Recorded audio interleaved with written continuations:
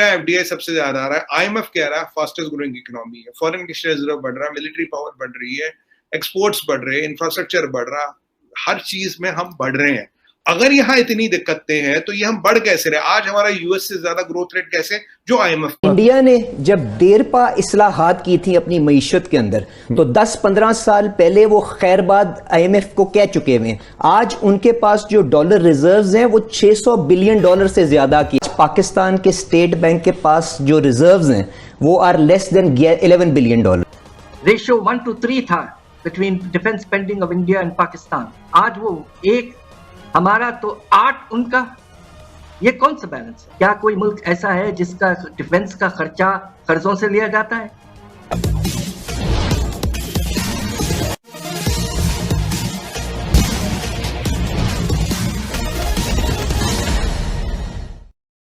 IMF ने अपने ताज़ा रिपोर्ट में यह बताया है कि भारत की अर्थव्यवस्था दुनिया में सबसे तेज गति से ऊपर जाने वाली अर्थव्यवस्था हो गई है। हालांकि रूस और यूक्रेन युद्ध के चलते पूरी दुनिया की अर्थव्यवस्था डगमगा गई है। भारत भी अछूता नहीं है, लेकिन इसके बावजूद भी भारत की अर्थव्यवस्था अमेरिका और चीन से दुगने गति से ऊपर की ओर जाएगी, ऐसा आईएमएफ का दावा है। पाकिस्तानी मीडिया में क्या प्रतिक्रिया हो रही है इस पर, आइए सुने। भारत को कोई फर्क नहीं पड़ता क्योंकि भारत एक इकोनॉमी है, भारत का एक इन्फ्लुएंस है और भारत क्योंकि एक इस वक्त ग्लोबल स्टेज में एक वैल्यू रेलेवेंस रखता है। मुझे बताइए, अगर एफडीआई सबसे ज्यादा आ रहा है, आईएमएफ कह रहा है फास्टेस्ट ग्रोइंग इकोनॉमी है, फॉरेन एक्सचेंज रिजर्व बढ़ रहा है, मिलिट्री पावर बढ़ रही है, एक्सपोर्ट्स बढ़ रहे हैं, इंफ्रास्ट्रक्चर बढ़ रहा, हर चीज में हम बढ़ रहे हैं। अगर यहाँ इतनी दिक्कतें हैं तो ये हम बढ़ कैसे रहे? आज हमारा यूएस से ज्यादा ग्रोथ रेट कैसे, जो आईएमएफ कहता है, मैं नहीं कह रहा ये, वो कैसे है? आज हमारा आउटलुक स्टेबल कैसे? आज ये जो हमारी क्रेडिट रेटिंग स्टेबल कैसे? आज हम यूएस की सरजमीन पे वहां पैर रख के उनके मीडिया के सामने उनको कह रहे sir mind your own business. और ये जो तेल वाली बात थी ना चीमा साहब, तो डॉक्टर जयशंकर ने तो ये भी बोला भाई जितना तेल हम महीने में लेते उतना यूरोपियन यूनियन तो हफ्ते में एक आफ्टरनून में लेता, जवाब नहीं आया। और मजे की बात जो हम काफी आप और मैं डिस्कस कर चुके, कैट्स का एक्ट, तो मैं तो आपको शुरू से कह रहा था कैट्स का एक्ट भाई उनका एक्ट है, वो जाने जो करना करो। अब डॉक्टर जयशंकर ने भी ये बोल दिया आपका एक्ट है, आप जाने जो करें। अब हमारा जो बढ़ता स्टैचर है, अब जो हम चाइना को रिप्लेस करें, आपको पता होगा चीमा साहब iPhone 13 अब इंडिया में बन रहा है, जो सबसे लेटेस्ट iPhone 13 है। सैमसंग का सबसे बड़ा कारखाना इंडिया में लग रहा। अभी हमने करीब $100 बिलियन के और MOU साइन कर लिए। अब ये सब चीजें हो रही, तो दुनिया भर में कवायद चल रही है। देखिए, अब हम फाइनेंशियली वायबल नहीं रहे। क्या कोई मुल्क ऐसा है जिसका डिफेंस का खर्चा कर्जों से लिया जाता है? हिंदुस्तान का खर्चा, आज मुझे अफसोस हो रहा है, मैं जब वजीर था 25 साल तकरीबन पहले, रेशियो 1:3 था between defence spending of India and Pakistan. आज वो 1 हमारा तो 8 उनका। ये कौन सा बैलेंस है? वो भी 1 हमारा जो है वो कर्जों से पूरा कर रहे हैं हम।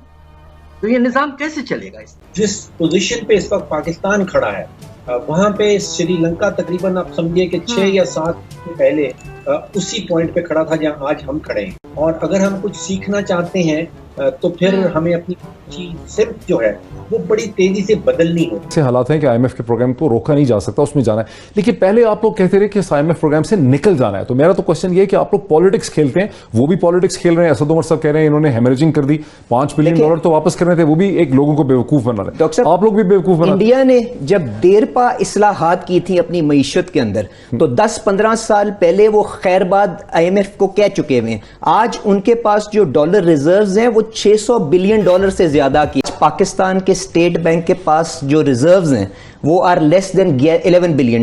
इलॉन मस्क ट्विटर खरीदना $42 बिलियन में, वो तो इन्वेंटर है, उसे ट्विटर से क्या मतलब? ट्विटर का चीमा साहब एक क्वार्टर का लॉस 500 मिलियन है, 2 बिलियन चाहिए उन्हें cash to be up and running. ये जो 2 बिलियन के बिल भरता है ना, एक तो उसका रीजन होता कुछ और चलती उसकी, पराग अग्रवाल की नहीं चलेगी, चलेगी जो 2 बिलियन का बिल भरेगा। अब 41 बिलियन में ट्विटर को खरीदने का मतलब क्या है? एक इन्वेंटर का जो मशीनें बनाता, जो रॉकेट बनाता, जो एवी बनाता है। अब अगर मीडिया में ताकत न हो, ये न्यूयॉर्क टाइम्स कौन ओन करता है?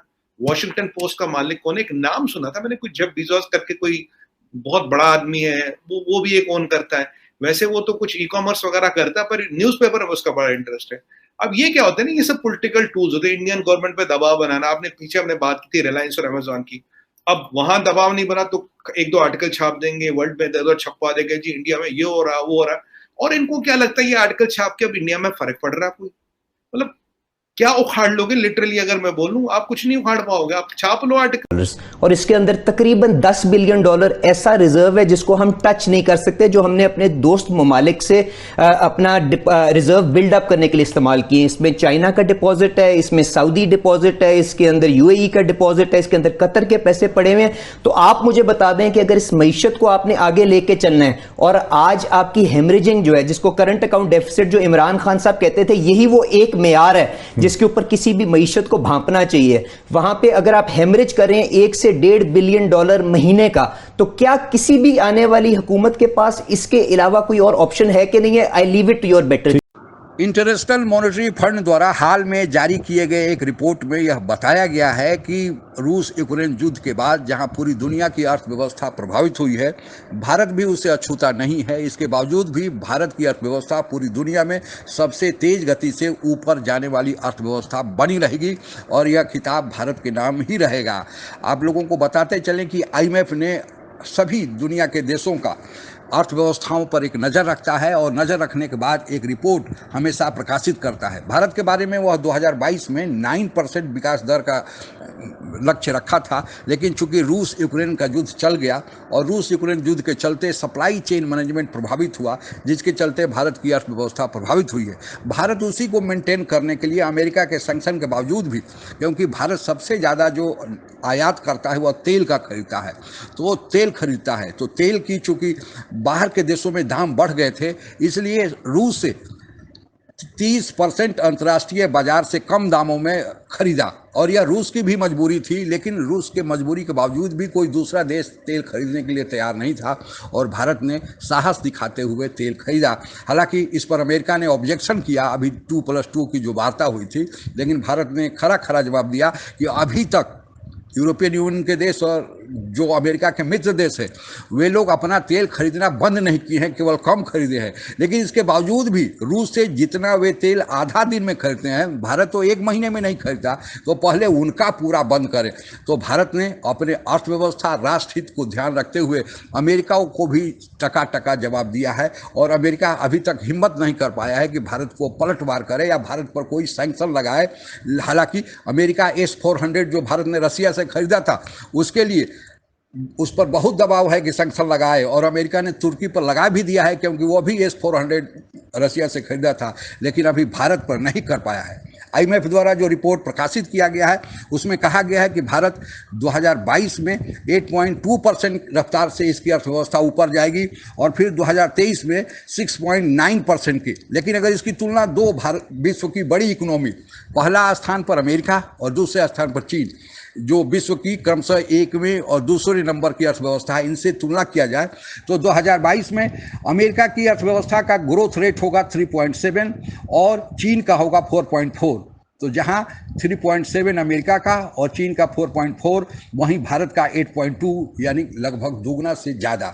और इसी तरह 2023 का अगर अनुमान लगाया जाए, जो IMF ने अनुमान या फोरकास्ट किया है, उसके बारे में US की जो अर्थव्यवस्था है वह 2022 के अनुपात में 2023 में कम होगी, यानी 2.3% के हिसाब से US की अर्थव्यवस्था 2023 में ऊपर जाएगी और चीन की अर्थव्यवस्था 5.1% के रफ्तार से ऊपर जाएगी।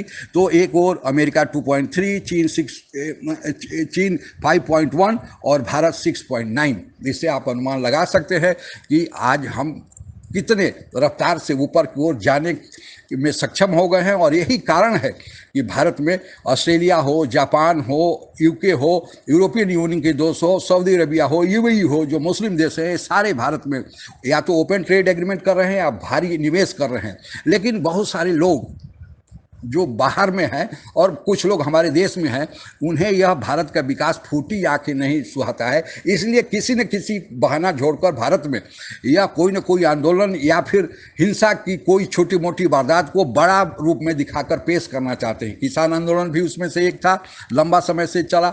और फिर अभी जो रामनवमी के समय जो कुछ छुट-फुट हिंसाएँ हुई, दिल्ली में हिंसा हुई, या इस तरह के जो NCR वगैरह के नाम पर जो हिंसाएँ हो रही हैं, वह केवल भारत को बदनाम करने का है कि बाहर के देशों में यह मैसेज आए कि भारत ठीक नहीं है निवेश के लिए। लेकिन पूरे हकीकत पूरी दुनिया को पता है और इसलिए भारत में निवेश का तांता लगा हुआ है। और आज तो ब्रिटेन के प्रधानमंत्री, पहले आप लोगों को पता ही होगा कि ब्रिटेन या यूनाइटेड यूके जिसको कहा जाता है, वह यूरोपियन यूनियन का सदस्य था। यूरोपियन यूनियन में 28 देश शामिल हैं, लेकिन वह यूके उसमें से निकल गया। तो 27 देश भारत के साथ जब ओपन ट्रेड एग्रीमेंट कर रहे हैं, और यह ट्रेड एग्रीमेंट 2011 से चल रहा था, लेकिन भारत की अर्थव्यवस्था की रफ्तार को देखकर अब यूरोपियन यूनियन इसी साल उसे फाइनलाइज करना चाहता है और ब्रिटेन अकेला पड़ गया था। तो ब्रिटेन के प्रधानमंत्री आज ही भारत में हैं और वे भी भारत के साथ ऐसा ही समझौता करना चाहते हैं। आइए हम सब मिलकर भारत के इस आर्थिक यज्ञ को और आगे बढ़ाएं और अफवाहों से और ये हिंसा और ये जो हिंदू मुसलमान की जो बातें कही जा रही हैं, इससे आप गुरेज करें, इसमें अपना योगदान न करें, जहां भी हो इसे दबाएं। आज के लिए बस इतना ही। जय हिंद। आप अगर हमसे जुड़ा रहना चाहते हैं तो कृपया मेरे चैनल को सब्सक्राइब करें तथा बेल आइकन भी दबा दें ताकि नई वीडियो की जानकारी तुरंत आप तक पहुंच जाए। धन्यवाद। जय हिंद।